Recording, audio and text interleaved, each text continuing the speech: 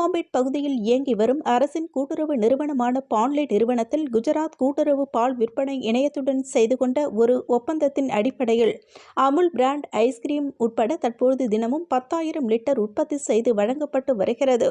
இதனை 20,000 லிட்டராக அதிகரிக்கும் நோக்கிலும் கோன் ஐஸ்கிரீம் உற்பத்தியினை தொடங்கிடவும் விரைவாக கெட்டிப்படுத்தும் வசதியினை ஏற்படுத்தும் வகையிலும் ரூபாய் 34 கோடியில் புதிய 20,000 லிட்டர் ஐஸ்கிரீம் உற்பத்தி கூடம் திட்ட மதிப்பீட்டில் நிறுவப்பட உள்ளது. இதற்காக அடிக்கல் நாட்டு விழா நடைபெற்றது. இதில் சிறப்பு விருந்தினராக முதலமைச்சர் ரங்கசாமி கலந்து கொண்டு புதிய 20,000 லிட்டர் ஐஸ்கிரீம் உற்பத்தி கூடம் அமைக்கும் பணியினை அடிக்கல் நாட்டி துவக்கி வைத்து சிறப்புரையாற்றினார்.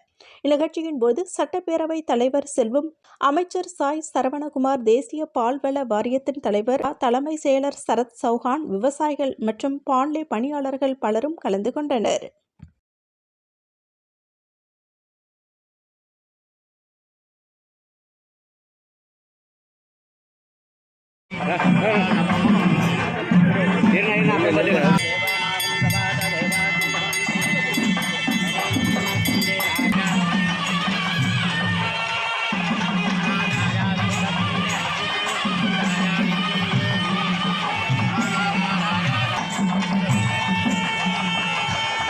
இங்கே வந்திருக்கும் அனைவரையும் வருக கூட்டத்திற்கான அடிக்கல் நாட்டு விழா இனிது நிகழ்ந்தேறியது. நிகழ்ச்சியின் துவக்கமாக எங்க இருக்காங்க தெரியல. அப்படின்னா எப்படி லாபம் கிடைக்கும் உங்களுக்கு? எப்படி உற்பத்தி பெருக்க முடியும்? உற்பத்தி பெருக்கி நீங்கள் ஐஸ்கிரீம் அவங்களுக்கு கொடுத்தா தான் உங்களுக்கு மறுபடியும் ஆர்டர் கொடுப்பாங்க. இல்லை என்ன பண்ணுவாங்க? வேற யாரும் மாற்றி கொடுப்பாங்க. எத்தனை பேர் இருக்காங்க? அப்போ அவங்களுக்கு போகும்போது அப்போ நீங்கள் என்ன பண்ணுவீங்க?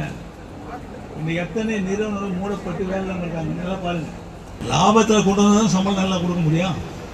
காலத்தோடு கிடைக்கும். அதிக சம்பளம் கொடுக்க முடியும். பணி நிர்ணயம் செய்ய முடியும். இன்றைக்கி எத்தனை கோடி நஷ்டம் சொன்னால் 27 கோடி.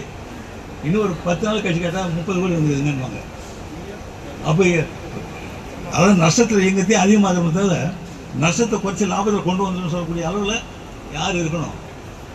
நீங்கள் ஊழியர்கள் இருக்கணும். பணியாற்றுகின்ற ஊழியர்கள் இருக்கணும். அதில் அக்கறை கூடாது. இதை நல்லா வளர்த்து வச்சுருந்தோம். பெரிய அளவு வளர்த்து வச்சுருந்தோம். ஆனால் இன்றைக்கி நஷ்டத்தை கொண்டு வந்துருக்கிறோம்.